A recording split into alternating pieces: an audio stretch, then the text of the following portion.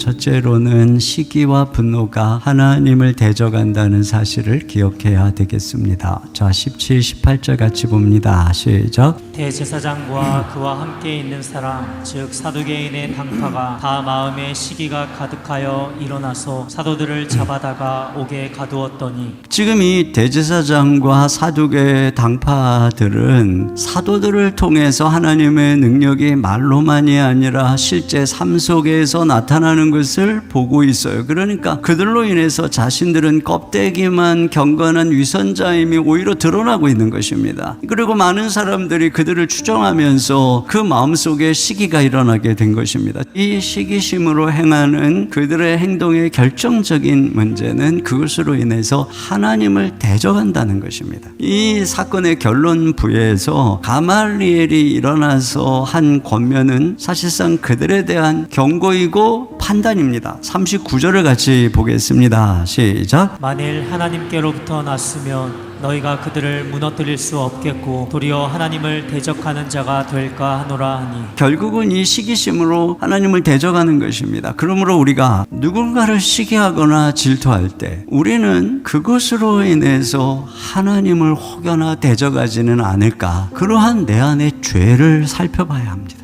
자, 두 번째로 하나님을 맞서서 이길 자가 없음을 기억해야 합니다. 먼저는 하나님이 천사를 보내서 옥문을 열어주시는 사건이 나옵니다. 주의 사자가 밤에 옥문을 열고 끌어내어 이르되 가서 성전에 서서 이 생명의 말씀을 다 백성에게 말하라 하매, 그들이 듣고 새벽에 성전에 들어가서 가르치더니, 이 싸움의 이 힘의 방향을 보세요. 여기 이 천사를 보내서 이들을 가둔 못된 놈들을 혼내주거나 하는 것이 아니고 그들을 조용히 꺼내서 생명의 말씀을 전하게 하는 것을 볼 수 있어요. 나에게 핍박과 여러 가지 어려움을 주는 강팍하고 완고한 사람들에 대한 진정한 승리는 그들에게 불이 내려서 심판받는 것이 아니라 그들이 예수님을 믿고 회개하는 것입니다. 두 번째는 공권력의 위협 속에서 담대하게 하십니다. 그들이 매우 화가 난 상황이고 자칫 잘못하면 죽임을 당할 수도 있는 그런 분위기입니다. 자, 그런데 하나님의 말씀이 그 어떤 너희들의 명령보다 최상위의 법이라는 것이죠. 여기서 우리는 이 지도자들과 사도들의 태도의 대조를 봅니다. 그들의 기득권과 권력에 의지하고 있는 이들은 겉으로는 엄청난 권세를 가진 것처럼 강해 보이죠. 반면에 잡혀온 사도들은 겉으로 보면 너무나도 약해 보이는데 권력 앞에서 조금도 두려워하지 않고 있어요. 그들의 언짢은 심기를 건드리지 않으려고 메시지를 부드럽게 하거나 그러지 않아요. 아주 담대한 용기를 가지고 있는 것입니다. 위협 앞에서도 담대한 태도는 자신들이 전하는 것이 진실이라는 가장 강력한 증언입니다. 세 번째는 죽음의 위협에서 뜻밖의 손길을 예비하여 구원하신다는 것입니다. 그때에 가말리엘이 일어나서 이야기를 합니다. 이 가말리엘은 사내들인 공회의 중요한 멤버죠. 근데 지금 이 사내들인 공회가 부패한 권력임에도 불구하고 그 안에 이런 선한 판단력은 가진 사람이 있었고, 그를 통해서 결국은 선한 합리적인 판단을 통해서 이들을 보호하고 있는 것을 보게 됩니다. 이것이 여러분 하나님이 오늘날 일하는 섭리의 한 중요한 방식인 것입니다. 세 번째로는 주님께 쓰임받는 특권을 기뻐하라는 것입니다. 채찍질을 하고 다시 위협을 해서 놓아요. 그런데 그들의 반응이 41절입니다. 사도들은 예수의 이름으로 말미암아 모욕을 당하게 된 것을 특권으로 생각하고 기뻐하면서 의회를 물러나왔다. 네, 이렇게 모욕을 당한 걸 특권으로 생각을 하고 있다는 것입니다. 주님, 저 같은 사람에게 이런 사명의 십자가를 짊어질 그런 특권을 주심을 감사합니다. 정말 제가 이렇게 주를 섬기다가 오해도 받고 손해도 당하고 누가 알아주지도 않고 무시도 당하고 업신여김도 당하고 그렇지만 주님, 저를 이렇게 주님 나라 일꾼으로 삼아주시니 너무 감사합니다. 내가 이런 걸